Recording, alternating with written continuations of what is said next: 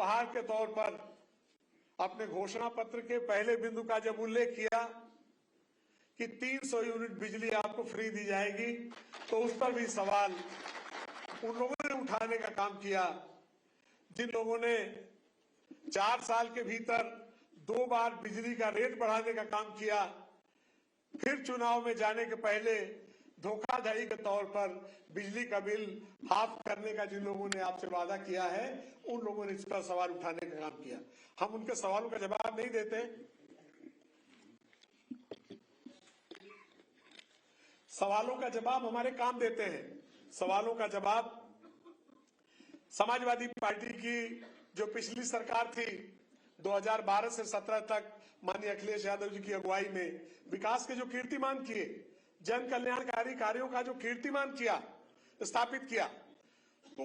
वो कीर्तिमान उन सवालों का उत्तर देते हैं। और जो रवायत है, जो रिवाज हमारे यहाँ का है, जिसके बारे में माननीय नेताजी माननीय मुलायम सिंह यादव जी जिनके बारे में कहा जाता है कि जो कहा से सो करके दिखाया उसका नाम मुलायम है, उस रिवाज के और उस विरासत के जो वाहक हैं माननीय अखिलेश यादव जी ने जब ये कहा है कि हमारी सरकार बनेगी और 300 यूनिट बिजली आपको फ्री दी जाएगी, तो उन तमाम लोगों की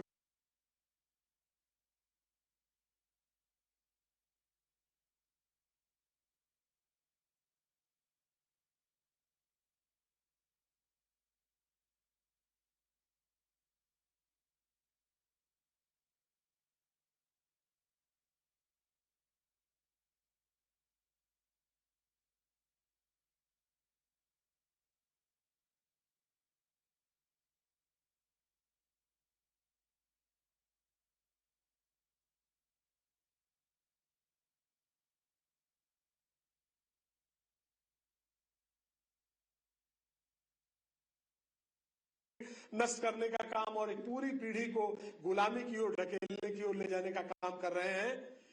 उनसे मुकाबले के लिए जब समाजवादी पार्टी आज कमर कस के खड़ी है और उसके पीछे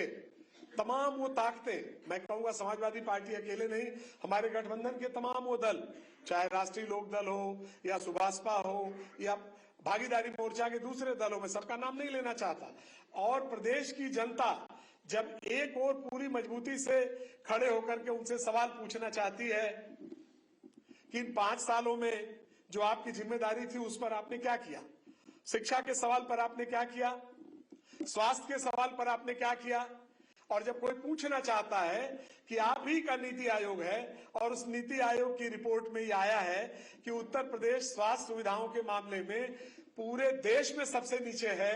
तो फिर उत्तर प्रदेश की जनता को आप जवाब क्या देंगे, जहां एक और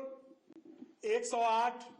की सुविधा दे करके इतनी बड़ी और 102 की एम्बुलेंस की इतनी बड़ी सुविधा दी गई थी कि 20 मिनट के भीतर आपके दरवाजे पर एम्बुलेंस आती थी, सारा इलाज मुफ्त होता था।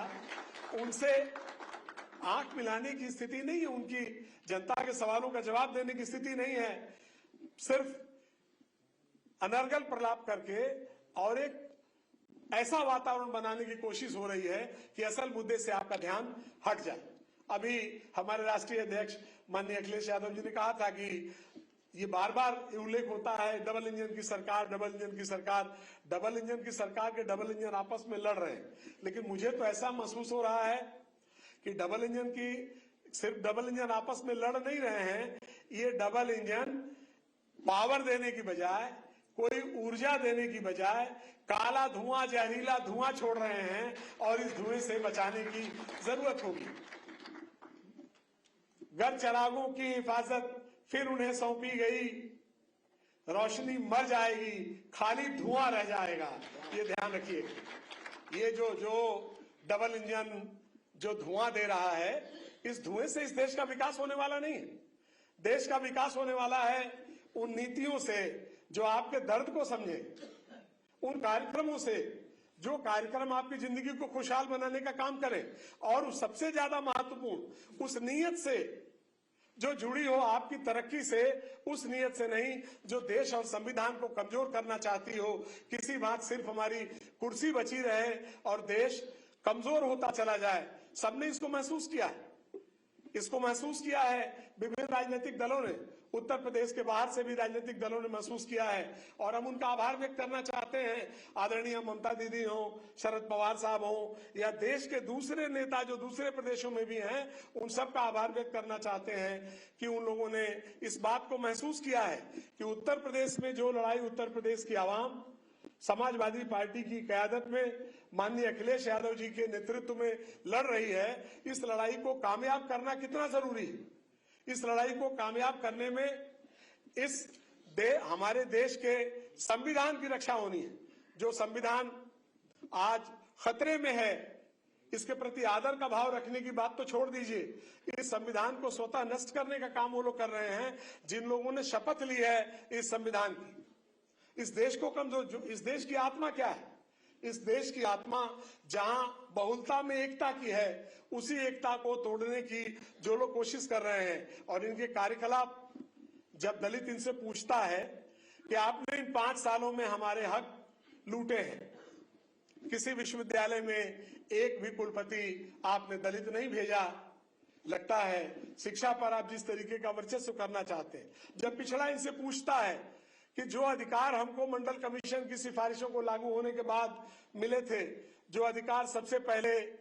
माननीय नेताजी की सरकार में 1990 में उत्तर प्रदेश में हमको मिला था और तब से मिल रहा था, उन अधिकारों का भी आपने खात्मा किया। जब पिछड़ा ये सवाल पूछता है